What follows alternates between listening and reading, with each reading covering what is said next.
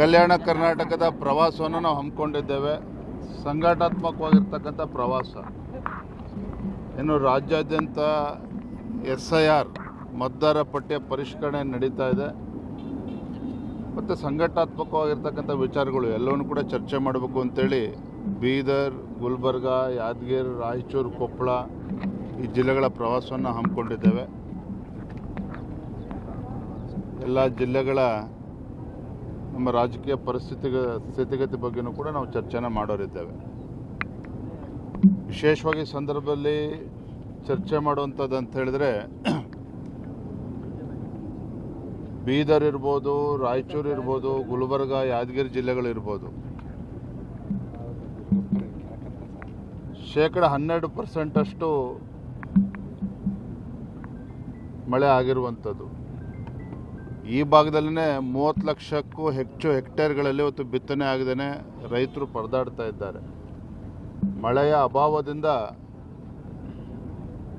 ತೊಗರಿ, ಸೂರ್ಯಪಾನ ಇರ್ಬೋದು, ಹತ್ತಿ ಇರ್ಬೋದು, ಬಿತ್ತನೆ ಆಗದೇ ಇವತ್ತು ರೈತರು ಸಂಕಷ್ಟದಲ್ಲಿದ್ದಾರೆ. ಮಾನ್ಯ ಮುಖ್ಯಮಂತ್ರಿಗಳು ಮೊನ್ನೆ ದಿನ ಬಸವ ಕಲ್ಯಾಣಕ್ಕೂ ಕೂಡ ಭೇಟಿಯನ್ನು ನೀಡಿದರು. ಫೋಟೋ ಶೂಟ್ ಮಾಡಿಸ್ಕೊಂಡು ಹೋಗಿದ್ದಾರೆ. ನಾನು ರಾಜ್ಯದ ಮುಖ್ಯಮಂತ್ರಿಗಳಲ್ಲಿ ನಾನು ವಿನಂತಿ ಮಾಡ್ತೇನೆ, ವಿಶೇಷವಾಗಿ ಉತ್ತರ ಕರ್ನಾಟಕದ ರೈತರು, ಕಲ್ಯಾಣ ಕರ್ನಾಟಕದ ರೈತರು ಸಂಕಷ್ಟದಲ್ಲಿರುವಂಥ ಸಂದರ್ಭದಲ್ಲಿ ಕನಿಷ್ಠ 50,000 ರೂಪಾಯಿ ಒಂದು ಎಕರೆಗೆ ಪರಿಹಾರವನ್ನು ನೀಡಬೇಕಾಗ್ತದೆ. ಈ ನಿಟ್ಟಿನಲ್ಲಿ ರಾಜ್ಯ ಸರ್ಕಾರ ತಲೆ ಕೆಡಿಸ್ಕೋಬೇಕು. ರೈತರ ಒಂದು ಸಮಸ್ಯೆಗೆ ಸ್ಪಂದನೆ ಮಾಡುವಂಥ ಕೆಲಸ ಮಾಡಬೇಕು ಅಂತೇಳಿ ನಾನು ಆಗ್ರಹ ಪಡಿಸ್ತೇನೆ. ಮೊನ್ನೆ ಬಸವ ಕಲ್ಯಾಣ ಕೂಡ ಭೇಟಿಯನ್ನು ನೀಡಿದಾಗ ಉಳಿದಿರ್ತಕ್ಕಂಥ ಹಣವನ್ನು ಬಿಡುಗಡೆ ಮಾಡ್ತೇನೆ ಬಸವ ಕಲ್ಯಾಣದ ಅಭಿವೃದ್ಧಿ ದೃಷ್ಟಿಯಿಂದ ಅಂತ ಹೇಳಿದ್ದಾರೆ. ಅನುಭವ ಮಂಟಪಕ್ಕೆ ತಮ್ಮೆಲ್ಲರೂ ಕೂಡ ನೆನಪಿದೆ, ಹಿಂದೆ ಭಾಜಪ ಸರ್ಕಾರ ಇದ್ದಾಗ ಸನ್ಮಾನ್ಯ BS ಯಡಿಯೂರಪ್ಪನವರು ಭಾಳ ಮುತುವರ್ಜಿ ವಹಿಸಿ 100 ಕೋಟಿ ರೂಪಾಯಿಗಳನ್ನು ತತ್ಕ್ಷಣ ಬಿಡುಗಡೆ ಮಾಡಿ, 200 ಕೋಟಿ ರೂಪಾಯಿಗಳನ್ನು ತತ್ಕ್ಷಣ ಬಿಡುಗಡೆ ಮಾಡಿ ಸುಮಾರು 500 ಕೋಟಿ ರೂಪಾಯಿಯಷ್ಟು ಒಂದು ಪ್ರಾಜೆಕ್ಟ್ ಆಗಿರುವಂಥದ್ದು. ಆದರೆ ಯಾಕೋ ಏನೋ ಕಳೆದ 3 ವರ್ಷದಲ್ಲಿ ರಾಜ್ಯದ ಕಾಂಗ್ರೆಸ್ ಸರ್ಕಾರ ಇದ್ರ ಬಗ್ಗೆ ತಲೆ ಕೆಡಿಸ್ಕೊಳ್ಳಿಲ್ಲ. ಈ ಭಾಗದ ಜನರು ಒತ್ತಾಯ ಮಾಡಿದಾಗಲೂ ಕೂಡ ಅದ್ರ ಬಗ್ಗೆ ಏನು ಚಕಾರವೂ ಕೂಡ ಎತ್ತಿಲ್ಲ. ಅದು ಈಗ ಮಾನ್ಯ ಮುಖ್ಯಮಂತ್ರಿಗಳು ಅದ್ರ ಬಗ್ಗೆ ಚರ್ಚೆ ಮಾಡಿದ್ದಾರೆ.